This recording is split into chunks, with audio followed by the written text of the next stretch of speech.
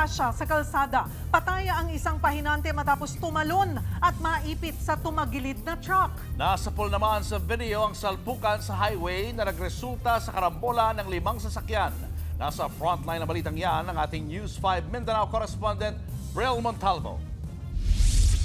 Masdan ang karambola sa National Highway na ito sa Toril, Davao City. Nag-umpisa ang disgrasya kahapon sa salpukan ng magkasalubong na pick-up at dump truck. Sa lakas ng impact, tumagilid ang dump truck. Kita rin ang natuklap na bahagi ng pick-up. 2 pang sasakyan ang nadamay at isang rider ang bumangga sa pick-up. 2 sugatan kabilang ang dump truck driver. Maayos na ang kanilang lagay.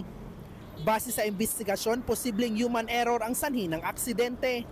Malakas umano ang pagpapatakbo ng driver nitong pickup truck na aabot sa 70 kilometers per hour. Lagpas ito sa itinakdang speed limit ordinance ng lungsod na nasa 30 to 50 kilometers per hour. Sa huli, nagkaarigluhan ang mga sangkot. Sa Siayan, Zamboanga del Norte, isang van ang tumagilid sa kalsada. Nawala ng kontrol ang driver matapos pumutok ang gulong ng truck. Sa sobrang takot, tumalo ng pahinante na dahilan kaya naman siya naipit ng truck at namatay. Sugatan naman ang driver na kasalukuyang nagpapagaling. Nagbabalita mula sa frontline, Bril Montalvo, News 5, Mindanao. Mga kapatid, Julius Babaw po. Iba na ang may alam at may pakialam sa panahon ngayon.